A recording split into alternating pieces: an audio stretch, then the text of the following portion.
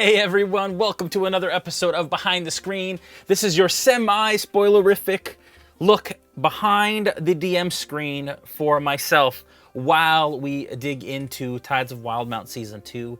We just had Tides of Wildemount Episode 2 last night, and it was a doozy, and it was a heck of a lot of fun, and I forgot to initiate this. So it's going to be white for this.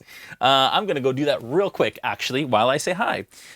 Some quick announcements. This is kind of solo, so I don't have any help here from a producer on these evenings, which is kind of helpful during normal streaming times. I'm just going to turn on our little thing here and make sure that this is working. Real professional. Perfect. There we go. I just like to know that you guys are there, and that's my way of knowing. One of my ways of knowing. Hope all is well. Hope you guys are having a good week. Here in near Toronto, Ontario, Canada, we had a big snowfall today. Probably like a foot of snow fell today. And so we're buried in snow. Which is great for Christmas, not great for everything else, but we are getting by. We can't complain because we had like really, really, really warm weather in November, like in 18 degrees Celsius, which Fahrenheit is a lot more numbers than it would be in Celsius. That's just kind of the way it works, I think. Couple quick announcements. First of all, I want to thank our Smith Guardians as usual. We don't say this enough, but they manage the Discord. They manage our environment, all of the behind the scenes stuff at RealmSmith when it comes to the digital presence and social media. And also they are moderating our chat tonight. So I want to say hi to all of our Smith Guardians as usual. We have lots of viewers tonight. That's awesome. Get your questions ready, and I hope that you guys took my advice last night and took some ideas down or some thoughts down and some questions down that you wanted to ask tonight. If you have a question tonight, make sure that you write question in capitals before it and then ask it. And what we're looking for is questions regarding last night's episode, the season as a whole, the Discord, Into the Mist, RealmSmith, what I ate for lunch, whatever you guys want to ask today, you guys can. And that is what this is. This is our opportunity to ask your questions that you guys have. We used to do it on stream nights, but have decided to take that time as a break. We need that kind of time in between the 3-hour session to kind of just recharge our brains and all of that fun stuff. A couple quick announcements. We have a giveaway that we're doing. When we hit 7,500 followers on Twitch, excuse me, we are going to be giving away a silver Beetle and Grimm Icewind Dale Rime of the Frost Maiden box. And as soon as we hit that, anybody who's following, so make sure that you follow if you're watching tonight. If you haven't followed already, it's free to do so, and you just get notified as to when we go live. And this little thing, potion bottle, will go purple when you do that. Also, if you subscribe, you will be entered into our Discord server.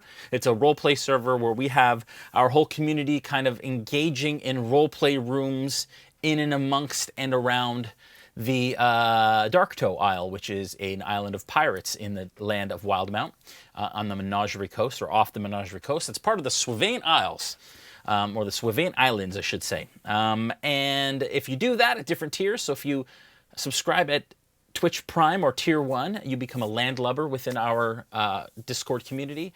At Tier 2, you become a salvager. Tier 3, you become a corsair, and they have all kinds of cool bonuses. We're still getting that document out to you folks regarding your daily tasks that you'll be able to do in that Discord. But the document is live now on our Discord to create characters. So make sure you get in there, you create your character, and the rest of the document is on its way, including information about quests and all of those things as well.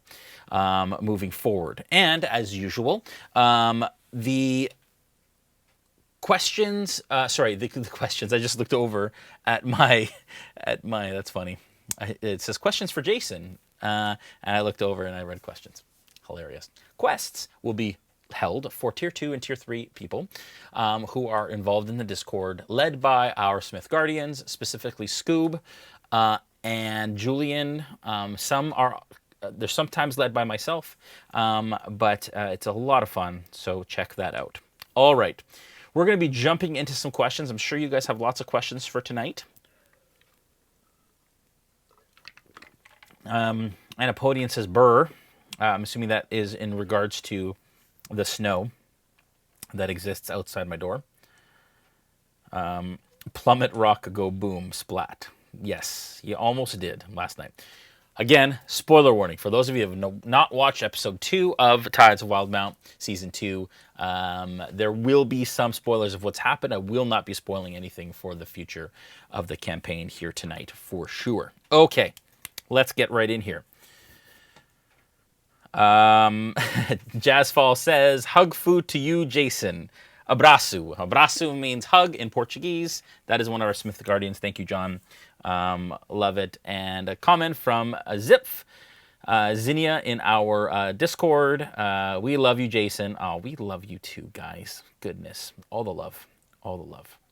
Especially now during this time. It's important. Sakura asks, why didn't you finish Plunk Off last night? I mean, that idea was crazy. Yeah.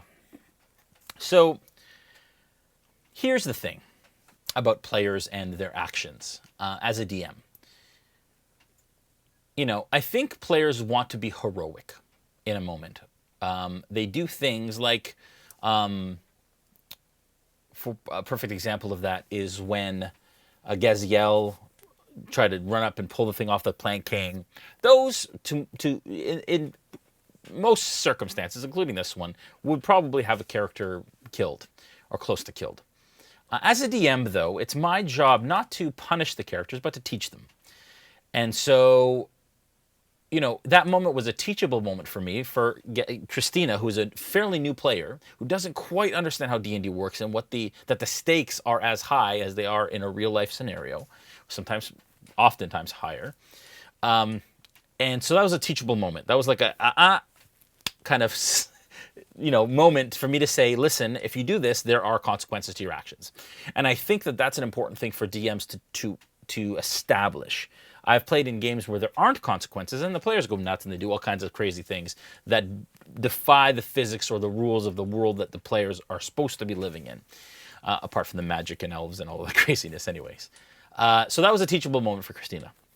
Last night was a teachable moment for Plunk, in the sense that he did jump on the chain. The chain does have friction. It is something he can slide down. That wasn't that crazy an idea. If he had just free-falled and hoped to land, that wouldn't have gone so well. I can't force that. But he did grab the chain. He tried to slide down it. And if he had failed his athletics check, which the DC was fairly high, and if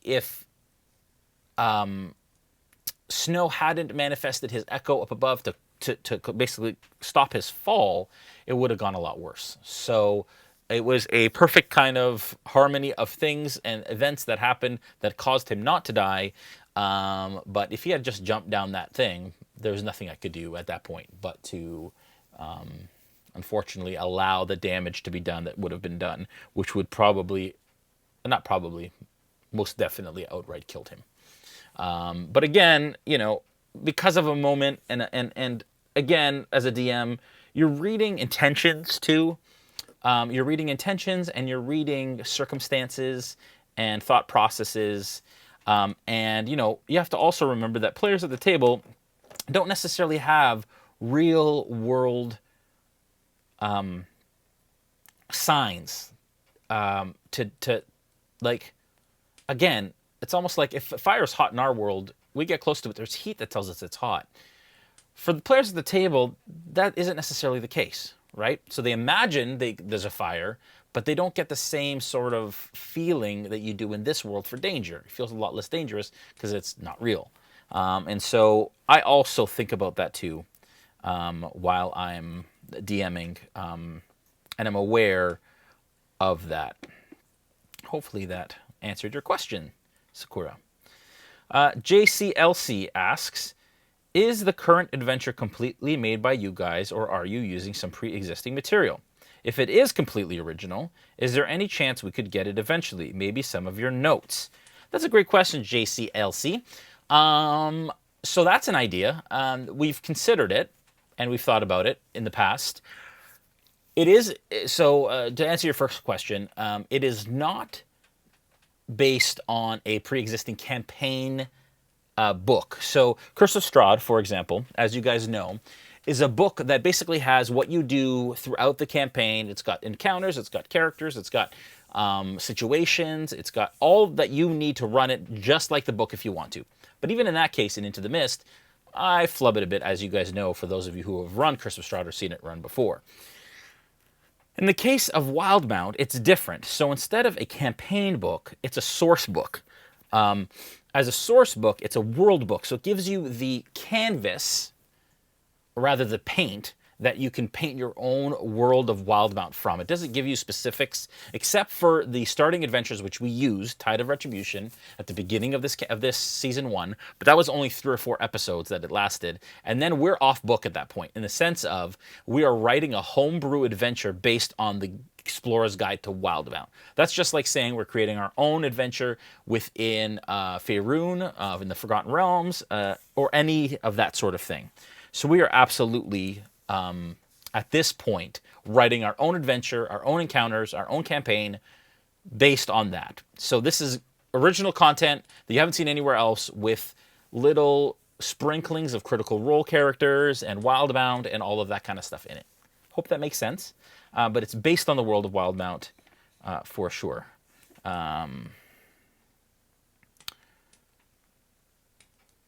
Okay. All right. Seabass8656. I don't know if I've seen you, Seabass. Question. Do you have any advice for running overseas adventures? Yes, I do. It is complex, let me tell you. And the reason I say that is this. You know, running an overland sort of campaign is, I mean, we live on land and we're not seafaring folk for the most part, and it's a lot easier to kind of get your head around what a field or a forest or a jungle or anything like that is like. I mean, many of us have never been to an ocean. I've been to many in my experience, and I've had the ability and the blessing to do that. But we don't really have context when it comes to how ships work and rigging and how ships sail and all that stuff. So what I would definitely suggest, and I ran Storm King's Thunder, which was a lot of ship-based stuff. Sorry, one sec here. So there was a lot of ship-based stuff in Storm King's Thunder. And a lot of naval travel and all of that kind of stuff. And so I would suggest that you do your research on how ships work, how rigging works, how you sail a ship, all the parts to a ship, what they're called, and all that kind of stuff. And that just will add to the understanding of what an overseas voyage is kind of like. Apart from that, too, what I find very interesting, which I've used in Storm King's Thunder and in Tides of Wildemount, is some of the non-combat sea encounters. So weather, all of this kind of stuff that appears in some of the source books that you can have, where, you know, a storm hits. Or I think in the random encounters in Sentinels of the Storm, Storm King's Thunder, our stream was called Sentinels of the Storm. Storm King's Thunder was, you know, the encounter table wasn't all just combat. There was lots of fun stuff in there, too. So I would definitely suggest that you do your research and figure out exactly what kind of you want to convey across when it comes to an experience for overseas travel, if that makes sense. Good. All right, looking at more questions here. JCLC asks, did you have an Indiana Jones movie marathon last weekend?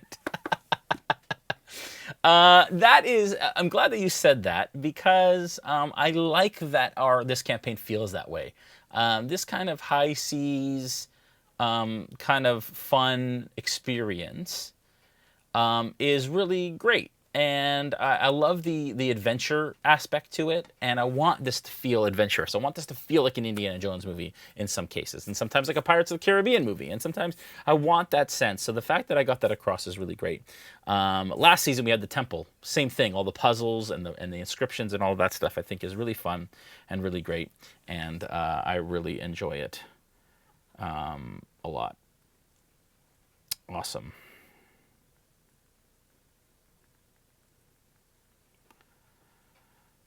One sec.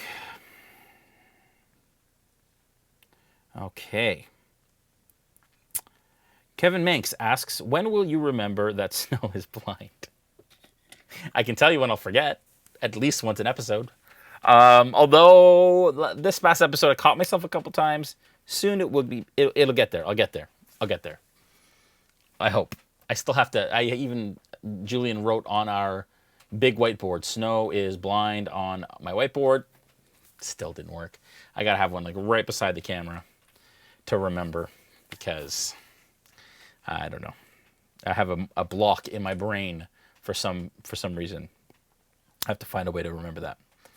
Night Road asks, speaking of homebrew, if you have the opportunity, is there a setting you'd like to run a campaign in that's maybe off the beaten path? Ooh, that's good. I mean, there are some D&D settings that I'd like to consider.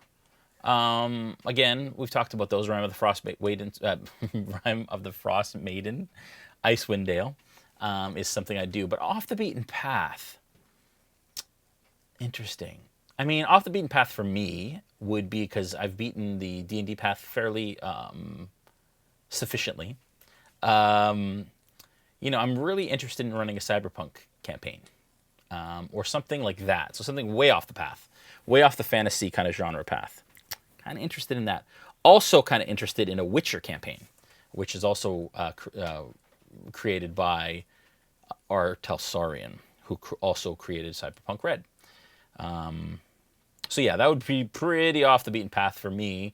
Although, as I mentioned before, I did run a top secret SI campaign when I was younger. That was a heck of a lot of fun. And so Cyberpunk is kind of like that. It's future, so it's not current, but I really enjoyed it. I enjoyed the change in scenery and in tone a lot. So, question from Zinnia, who is Zip. What was your favorite moment in the last couple episodes? Were you worried they wouldn't make it out? The comedy has been great. So the moments, Dave had a couple of them in episode 1, that's last week's episode, that were really funny. Overall, I'm really enjoying the fact that people are just jumping into the characters after being away for 3 or 4 months.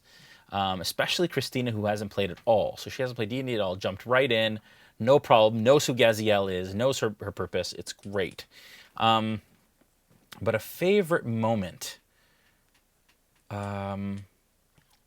Last night, I have to say that when Yana, played by Julian, used the immovable rod to stop the trapdoors, that was clutch. That was like a clutch moment.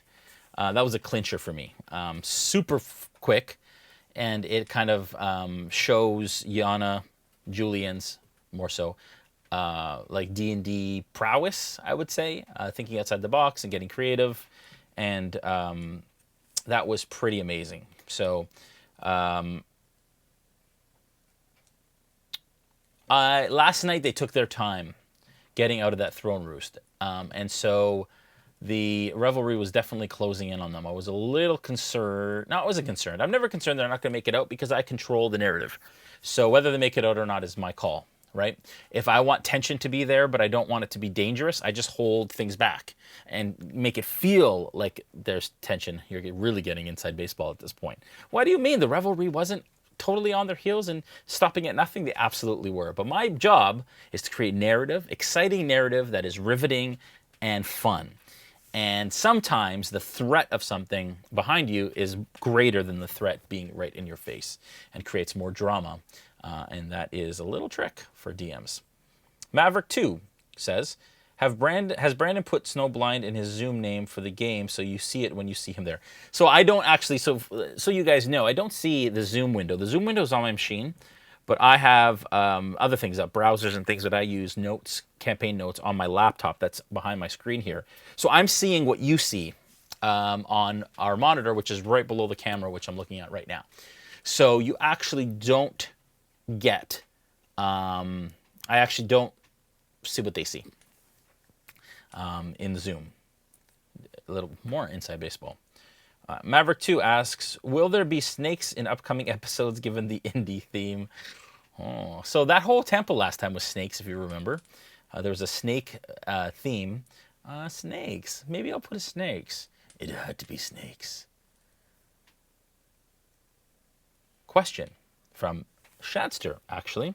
Is the cast moving at the speed you expected? In other words, did you expect them to be farther along than they are, or are they further ahead than you expected? Great question.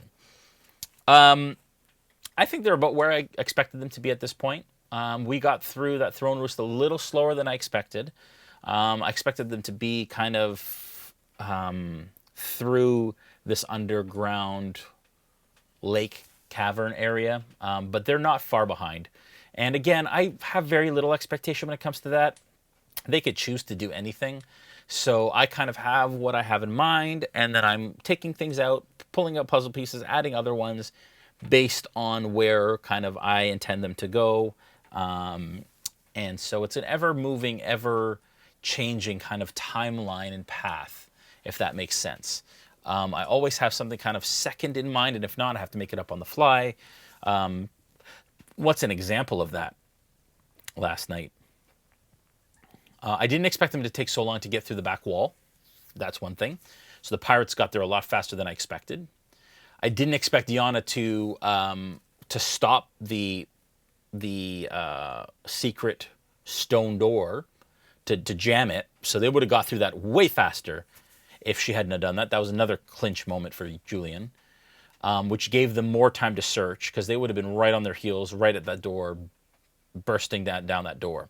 So that allowed them to get further into the dungeon, and I rewarded them for that action. So things like that. Warped Saint, sorry. Would you consider a Mystic Odyssey of Theros? I haven't quite looked into it too much. You know, I know it's based on, I think it's based on real world gods. I haven't read much of it. I'm not super interested, but I'd definitely consider it. Possibly. Or even at least pulling elements from it would be cool. Stitching Critter asks, was it the plan all along to have them become the enemy of the Plain King? Yes, it was. So the intention this season was absolutely to have the Plain King kind of turn it on its head. I had multiple ways it could potentially happen, but it went the way that I expected it to. I expected them to bring back the Oracle, them saying, nope, this isn't going to happen, and then it happening kind of the way that they did. But I had multiple kind of scenarios worked out in my head and in my notes to kind of figure out how to make that happen. But that was absolutely the intention this season, but only just leading up to the season, discussing kind of where they were, where they're at, and where we want to take the Discord, and that played a huge part in deciding where we go, and then also where I want to take the players into the next season. Roman Wolf asks, how now that CR is back in full force, Critical Role, and your story is affected by theirs, are you involved in any ways with Mercer or the cast about story or anything involving Wildemount? Great question. So no, not directly. I've talked to Matt about kind of what to touch, what not to touch, things like that. We've had initial conversations, but nothing really super deep. We're not kind of on the plot team or anything like that, which is why we like to be behind Critical Role so we can know what they do, so we can react and then not break anything in the existing canon. We're staying away from the main characters unless one day perhaps one of the characters appear on our show. And there's certain things that we've said that we'll touch and we won't touch, but we can bring in, and Matt has given his blessing on us bringing in stuff from Teldori. So Jared, I was about to say Jared, for example, and other things like that. So you will continue to see little bits and pieces of the Wildemount characters and the Mighty Nine, and the effects that they've created and the effect that they've had on the world appear as Easter eggs in our game. I think that's so fun and great, and what an awesome honor it is to kind of follow in their footsteps narratively. And Ep1 D20 says, from what little I saw of the episode yesterday, when I was at work, Plunk should have kept some of the Plank King's clothes for the panic room and called himself the Plunk King. Missed opportunity, in my opinion. Thanks for saying that, Anapodian. Plunk is now at the bottom of the thing. I'm glad that he's at the bottom, because if Joel's watching this, which he shouldn't be, he may turn around and go get some. And then we never live it down. Question from Jolzels,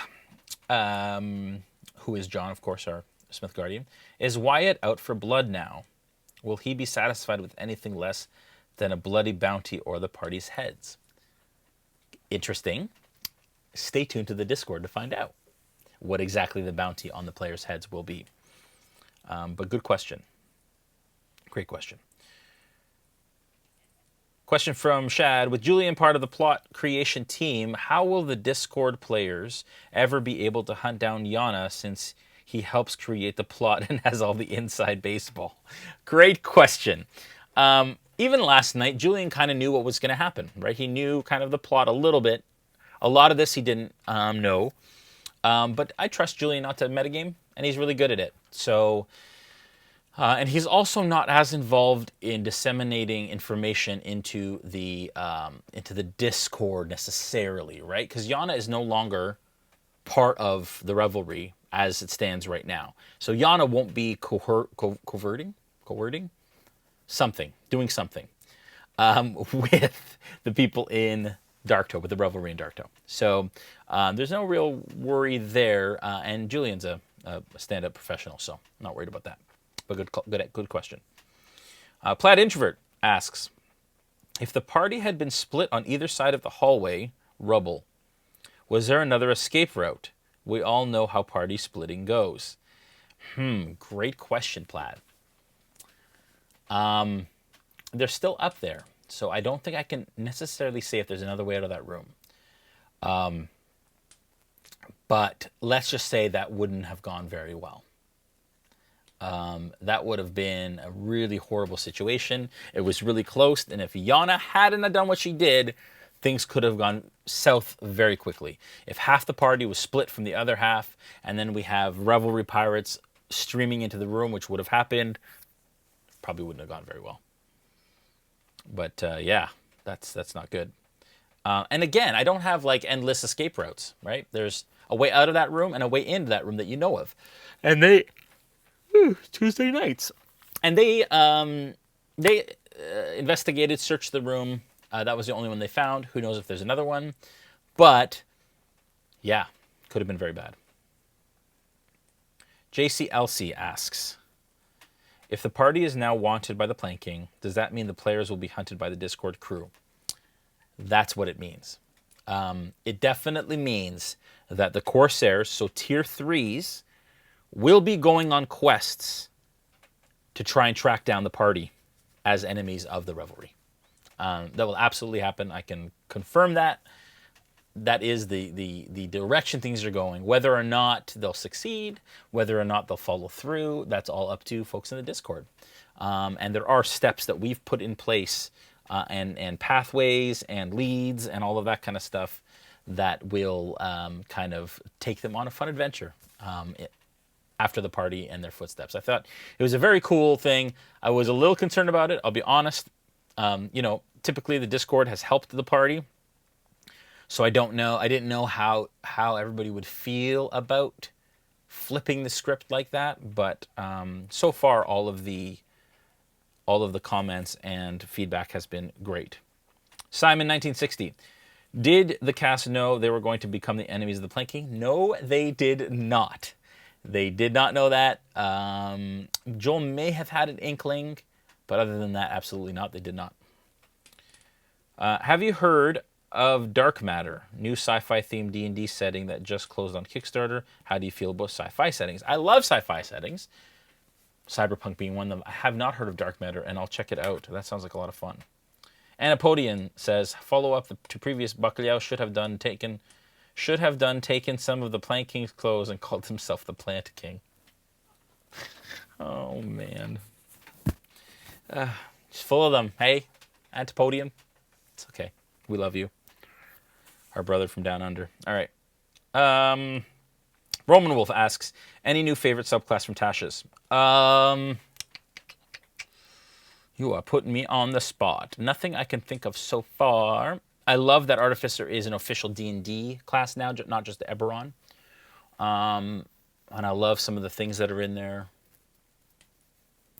And the Path of the Genie is really cool. Listening to Nora and kind of working through that with her, there's some really cool stuff. I'm going to say the Path of the Genie is pretty awesome. Or Pact of the Genie. Really cool. Super cool. And one last one from Anapodian says, okay, serious question now. How long is the season going for? When is the projected end date? So the season will be 12 episodes, I think. I'm horrible with this kind of stuff. 12 episodes, I believe, with a couple holidays in there that we'll be missing. What would be Boxing Day, so the 28th, and then Family Day is February 4th for us, I think, but sometime in there. But I think 12 episodes moving forward is where we will be calling the season, and then we'll be back with Into the Mist. Okay, I'll take Night Roads, and then I'm going to ask a question. Rough estimate, how much would the party be sidetracked if they had capitulated the Plant King? Yeah, I'm assuming you're saying that if they had sidetracked, if they had like basically, if they have given in, I guess is what you're asking. Yeah, would have been a huge sidetrack. That would have been absolutely off book for me, off notes. But I have an idea of what would have happened and how that would have gone down and where they would have been taken and all that kind of stuff. So, quite interesting. Oh, I don't know why man. I tell you, Tuesdays are like battery recharge day for me, and sometimes my battery just doesn't get recharged enough. Okay, keep your questions coming. Keep your questions coming, and I will ask you guys a question, and then we'll come back to some questions at the end.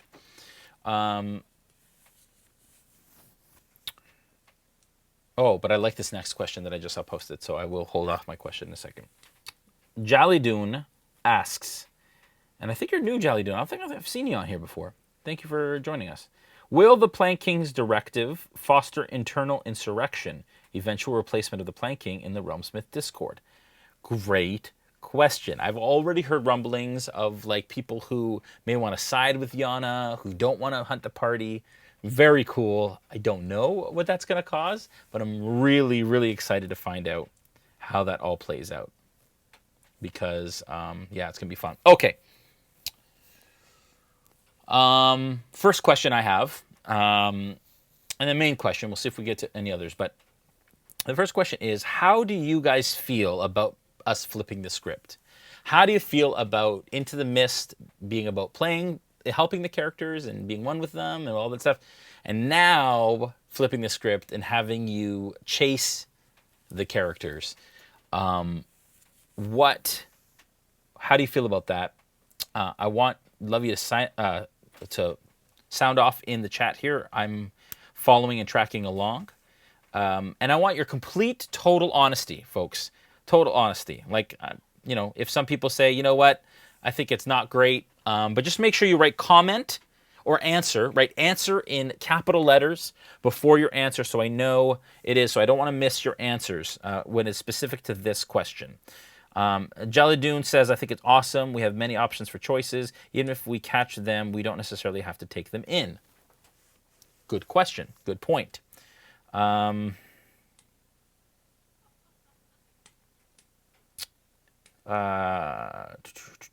love it. It's a different.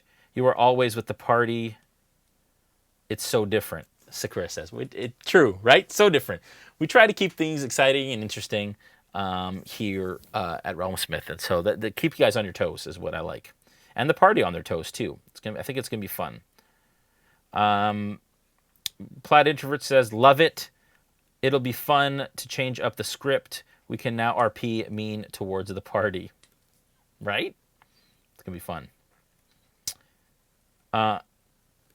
Stitching Critter says, I think it's a good idea. We saw home so much. Sorry. We saw how much people were spending when they were helping. Let's see how vicious they are. Oh, I can't wait. What a great social experiment this is. I'm excited. Fun. Gator Jules says, do you want me to run a poll for you? Yeah, actually, please do. Julian says he will run a poll in the chat so you guys can answer how you feel about it as well. Answer here so that I can speak to it, but then also answer in the poll as well. Roman Wolf says, it's very interesting idea, experiment. Hope the party has backup characters. So do I. It's going to be great. Anapodian says, I love it. Want to turn Plunk into a hat. Kidding. Are you? I think it keeps it fresh with audience engagement. Follows up with my answer to you on my stream. So true. Finke says, it will be interesting. Looking forward to seeing how big the bounty gets. And you will see as soon as we launch the Dark Toe Discord. Trobe19, I am all right with it. It is a matter of allegiance. Very true. Jeladoon says, Jason, from my understanding, the high seas are the high seas. Marquise, Conclave, we are masters at sea, so we can do many different things. I think snow will be one of the highest bounties. Possibly, right? Being a revelry defector, basically, at this point. Interesting. So true. So true. All right. Great. So I think that was all very positive. There weren't any negative comments in there. I like it. I mean, you know, when I sat down with Julian and we suggested it, it was like an aha moment. So I'm glad that such a cool concept. Night Road says, I tend to lean more towards cooperation rather than competition. Not sure where I'll land on this fence. Fair enough. I like that honest answer, Night Road. Really love it. And you are cooperating with the rest of the revelry to bring these guys in, so I guess there's something there. 3 Nigma in the 79 says, I love the idea. I think it will be more engaging roleplay. Definitely more dramatic roleplay for sure. Amazing. Good. And Andipodian just said, he has a question. So now the party is on the run from Clovis and the revelry. Who can they turn to? That's the question. And so here's also some inside baseball when it comes to the way that I kind of picture and approach Wildemount in general. For me, Matt has always said, Matt Mercer, and he's talked about this in public, and you never know who the good guys are in Critical Role, and especially in Wildemount. Are the Revelry the good guys, but they do bad things? Are the Clovis the good guys? They're apparently the good guys, but they have all kinds of kind of shifty ways that they do things, and there's no real clear good and bad. That's what I want to get across on our game, in our game too, and in our world, is you never really know, and it really depends on allegiance and deeds and all of these sorts of things that really lead people to really question if what they're doing is the right or the wrong thing. I love it. I love it. I love it. I love the morally ambiguous sort of approach, so that just much like our world, you know, sometimes there's difficult decisions that need to be made, and in fact, oftentimes they're more interesting decisions that need to be made. Like attacking the Clovis Concord as part of the revelry when you know that the Clovis is the law. Really cool. Love that. Anipodian asks, so what happens if some of the revelry splinters away in support of the party? That's a great question. And we will deal with that as we move forward. Yeah, interesting. Maverick 2, comment. I haven't checked RP guidelines, but is there a strong pirates code? If there is, keeping the RP to that and then potentially supporting the party in line with the code would be interesting. Yeah, and I mean, the code for pirates is the same as, basically, the Revelries takes allegiance very, very seriously, especially secrecy very seriously. You know, no snitches get stitches sort of approach. So you imagine how they feel about snow right now. Probably the same way they felt about Avantika. A little name drop there. The poll is active in the chat. Please vote. These polls are so cool. Let me see what the poll says.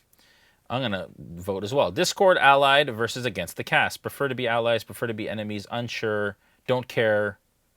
Anything, give me more. Right now, anything, give me more is winning by 58%. I love it. I love that you guys trust us so much. Love that. That's great. All right. Jilladune asks, as the Plain King is also worried about not losing the full support of the captains, if there is a large countercurrent, is there a way for him to save face, obtain the desired information and power without seeming to backtrack on his pride?